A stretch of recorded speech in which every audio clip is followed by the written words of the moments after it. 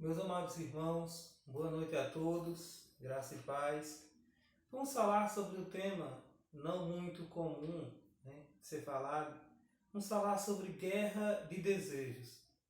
Eu, de algum tempo para cá, coloquei no meu coração de falar sobre os temas centrais do cristianismo.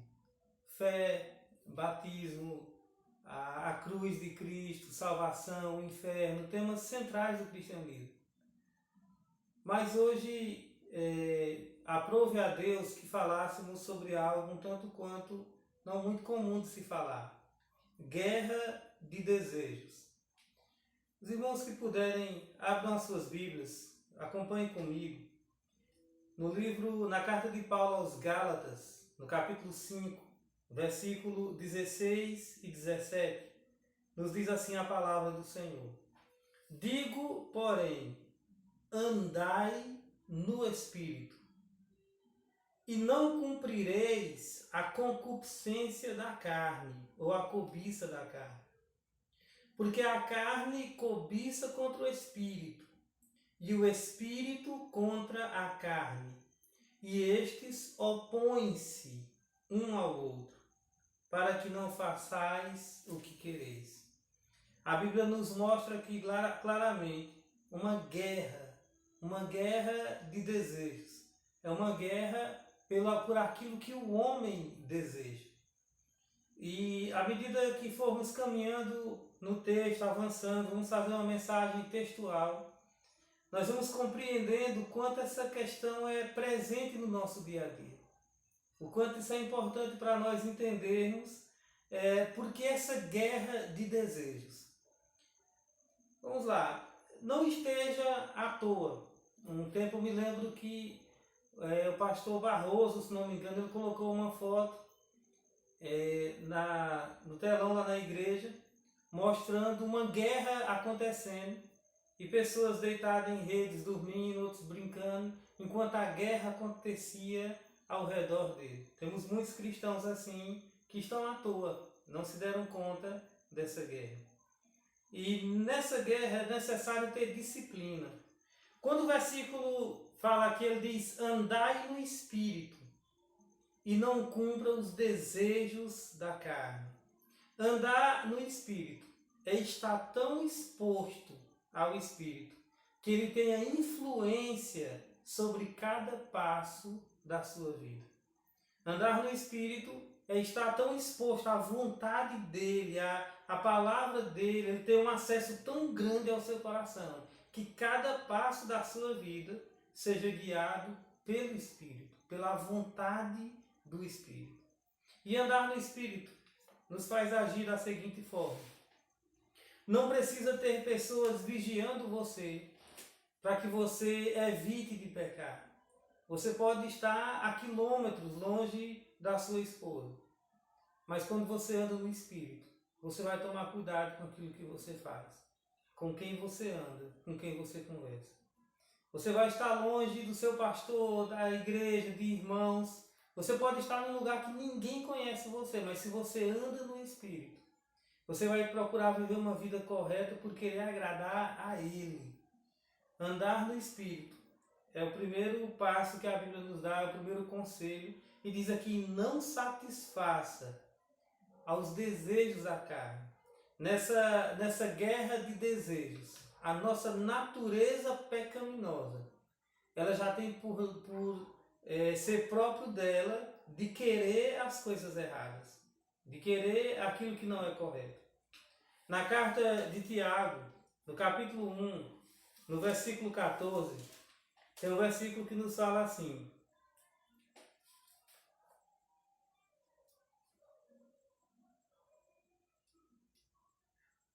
mas cada um é tentado, quando atraído e enredado pela sua própria cobiça. Ou seja, a própria cobiça, ele coloca aqui uma individualização. Cada um tem a sua cobiça, cada um tem a área em que ele é mais fraco. Nessa guerra de desejos nós devemos lembrar que aquilo que muitas vezes é uma tentação muito forte para um irmão, para outro ela não é tentação alguma. Eu me converti aos 13 anos, eu nunca bebi, nunca fumei, nunca usei drogas. Então isso não é tentação para mim. Nós tivemos um irmão recém-convertido que tenha tido problema nessa área, isso é um problema para ele. Então assim, cada um é tentado pela sua própria cobiça, pelos seus próprios desejos. E por que é tão importante assim nós colocarmos, porque eu estou acentuando tanto essa questão dos desejos? Porque aquilo que você deseja determina quem você é. Quando você deseja muito uma coisa, você vai basear a sua vida em cima daquilo. Eu estava observando, irmãos, o quanto que isso é presente em nossas vidas. No Evangelho de Mateus, no capítulo 6, no versículo 21, e aliás, Jesus por várias vezes, ele falou sobre isso. Em Mateus no capítulo 6, no versículo 21, o Senhor Jesus nos fala o seguinte.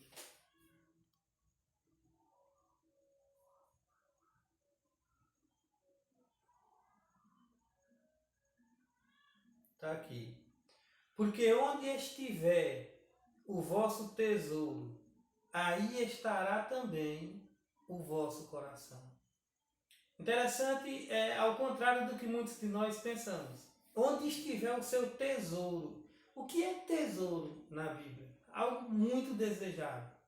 Era comum naquela época as pessoas colocarem uma grande soma de riquezas em algo, enterrar lá no fundo de uma roça, lá longe. Por isso que a Bíblia tem aquela parábola que fala do tesouro escondido do campo. A palavra de Deus, por vários momentos, Jesus colocou essa questão do tesouro, algo importante demais. Ele até coloca em uma parábola e diz de um homem que negociava e buscava boas pérolas, até que ele encontrou uma pérola de grande valor, ele teve que abrir mão das outras para ficar com aquela única pérola de grande valor. E ele disse, o reino dos céus é semelhante a isso.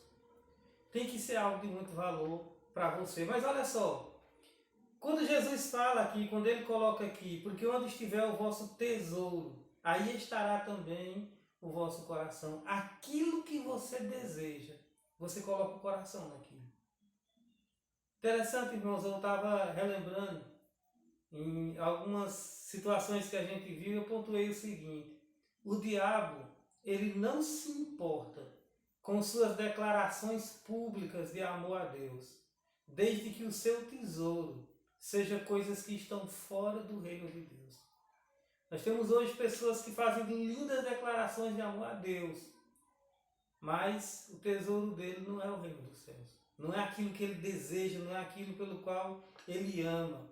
Vamos tentar entender isso de uma forma mais profunda. Desde o começo foi assim. No capítulo 3 de Gênesis, nós temos quando a serpente foi tentar a Eva e ela começou falando com Eva sobre a questão do fruto que Deus tinha dito para não comer. E Eva insistiu ali, ouvindo a serpente e não dando ouvidos àquilo que o Senhor tinha falado. Mas tem uma hora que a serpente ela vai falando e ela diz assim, olha, se você comer da árvore, você vai se tornar como Deus, conhecedor do bem e do mal. Eva desejou o conhecimento. Ela desejou ter o conhecimento do bem e do mal. Foi isso que ela quis. Interessante que a Bíblia diz que quando ela olhou para o fruto, ela viu que era uma fruta, uma árvore desejável, boa para se comer.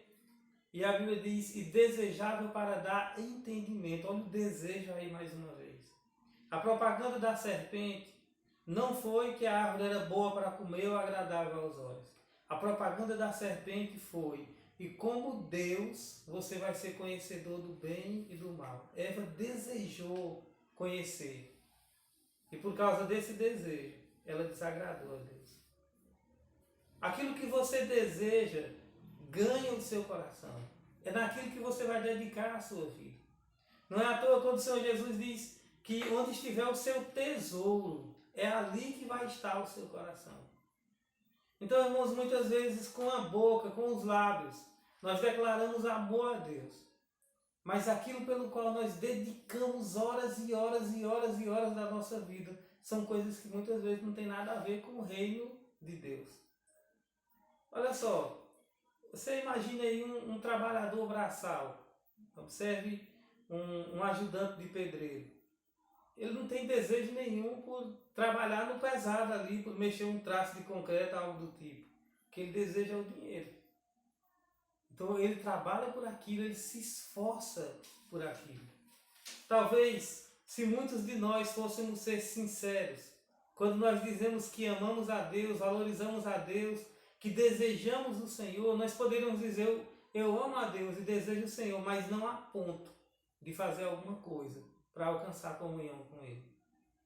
Eu me lembro que quando eu fui desafiado por alguém, que eu deveria orar mais e buscar mais a Deus, para ter uma comunhão maior com o Senhor, eu percebi que aqueles poucos minutinhos que eu tinha de oração não seria suficiente, que eu precisaria aumentar isso um pouco mais. Mas eu vi que eu tinha que ter uma disciplina para aquilo, tinha que haver um esforço da minha parte para que eu pudesse melhorar aquilo que eu estava querendo. Então eu comecei a determinar quanto tempo eu ia passar de oração por dia. Eu passei a colocar mesmo no relógio, eu não saio daqui antes desse tempo. Eu estava me disciplinando para buscar a Deus um mínimo de hora possível, para que eu pudesse melhorar a minha comunhão com Deus.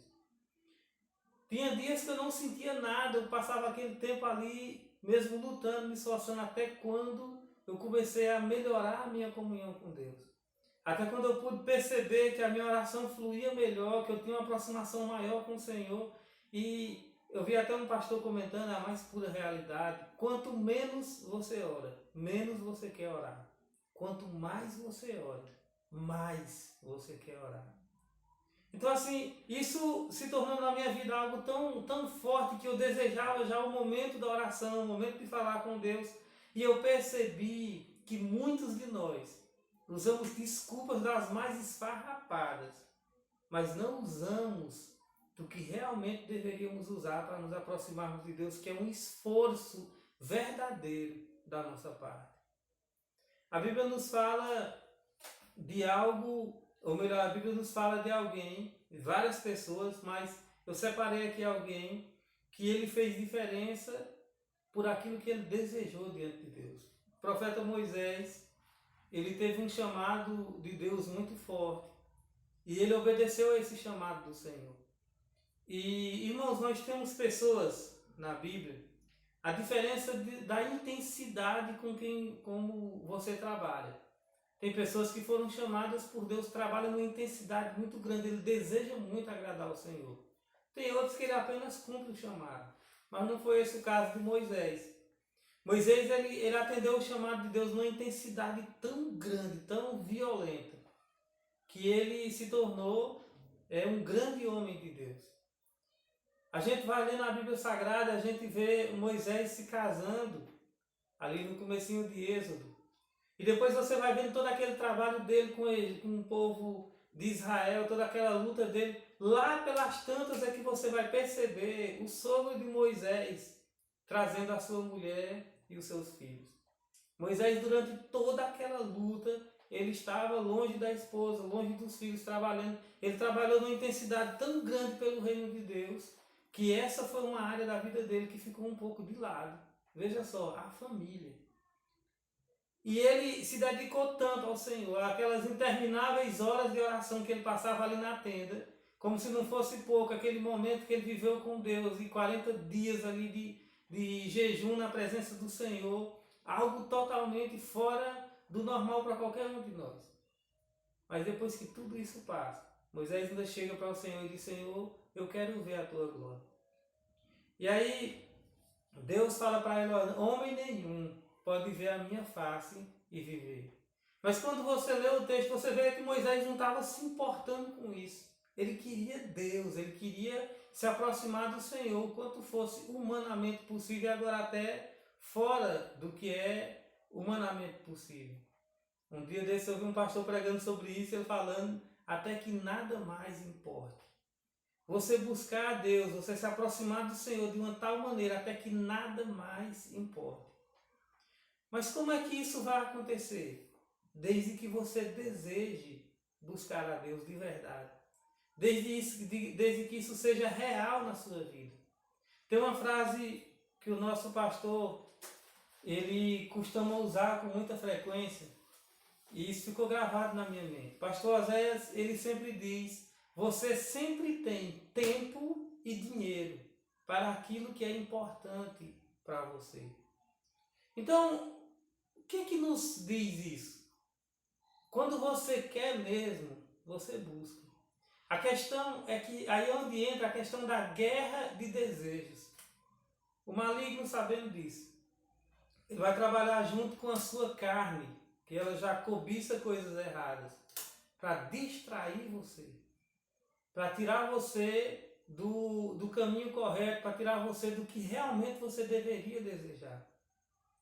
Quando o Senhor Jesus fala de um negociante que buscava pérolas de grande valor, ele conquistou várias pérolas, mas um dia ele encontrou uma pérola de grande valor. Ele vendeu tudo o que ele tinha para conquistar aquela pérola. Irmãos, nós, diante do reino de Deus, diante da presença do Senhor, deveríamos desejar tanto a presença de Deus, tanto que nós deveríamos ocupar a maior parte do nosso tempo em busca disso. Não existe desculpa para um crente dizer que não tem tempo para ler a Bíblia. Não existe desculpa para irmãos que têm anos de vida cristã e nunca leram a Bíblia toda. Não existe desculpa para nós dizermos: eu não estou orando por isso ou por aquilo. Quando você quer, você vai atrás. E o texto aqui, quando ele fala andar no Espírito, não satisfaça os desejos da carne, porque a carne luta contra o Espírito contra a carne. Há uma guerra espiritual sendo travada aí no mundo espiritual. E depende muito de como você age, para que o Espírito possa vencer. Uma coisa para nós refletirmos, isso sempre eu gosto de trazer à nossa mente. Temos que lembrar que Deus é uma pessoa. Ele não é uma energia, ele não é uma força, ele é uma pessoa. E todos os dias Deus olha para nós esperando que nós desejemos ter comunhão com Ele. A grande pergunta que fica é: você deseja a ponto de fazer alguma coisa? Isso que nós devemos pensar. Que Deus em Cristo, irmãos, abençoe a todos.